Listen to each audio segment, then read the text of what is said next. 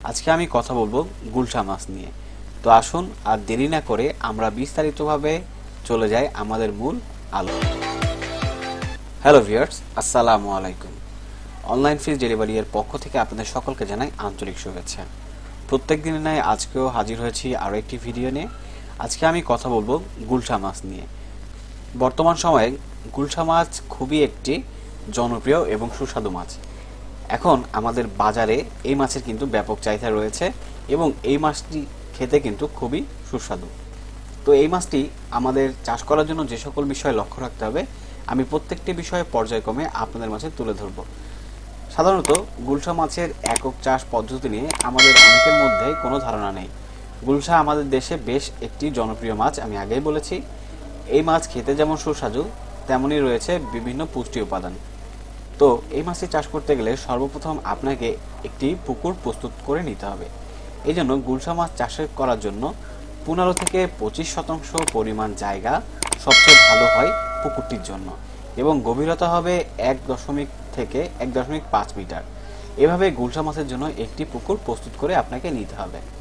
এরপরে আমরা যে বিষয়টি নিয়ে কথা বলবো সেটি হচ্ছে এই মাছের পোনা সংগ্রহ।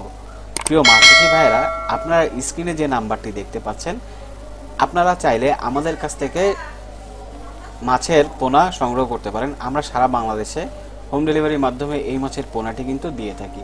তো প্রিয় মাছ চাষি ভাইরা, প্রথমে আপনারা যখন এই মাছের পোনাটি আমাদের কাছ থেকে সংগ্রহ করবেন, ঠিক তারপরে কিন্তু আপনারা বাণিজ্যিক ভিত্তিতে এই মাছটি চাষ করার জন্য অবশ্যই আপনারা যে পুকুরটি প্রস্তুত করেছেন সেখানে কিন্তু অবমুক্ত করবেন। তাই আপনাকে একটি জিনিস লক্ষ্য রাখতে হবে, আপনি এই মাছের পোনাটির যে তাপমাত্রা রয়েছে এবং আপনার পুকুরের যে তাপমাত্রা রয়েছে সেই তাপমাত্রার সাথে খাপ খাইয়ে নিতে হবে এবং তারপরে কিন্তু আপনাকে এই মাছের পোনাটিকে অবমুক্ত করতে হবে। এখন আমরা আরেকটি গুরুত্বপূর্ণ বিষয় নিয়ে কথা বলবো, সেটি হচ্ছে খাদ্য।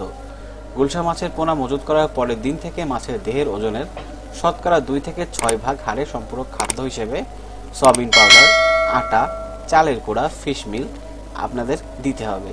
তো মূলত প্রিয় মাছ চাষি ভাইরা, আজকে আমরা এই ভিডিওতে সকল তথ্য আপনাদেরকে জানাতে পারছি না সময় স্বল্পতার কারণে।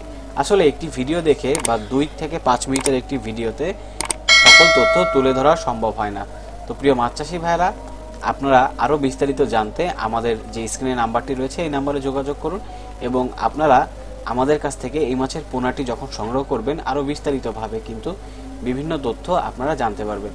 তো আজকে আর কথা বাড়াবো না, আপনারা আমাদের চ্যানেলটিকে সাবস্ক্রাইব করে রাখবেন এবং আপনারা আমাদের কাছ থেকে এই মাছের সুস্থ সবল পোনাটি সংগ্রহ করবেন। নতুন একটি ভিডিও দেখার আমন্ত্রণ জানিয়ে আজকে এখানেই শেষ করছি। ধন্যবাদ।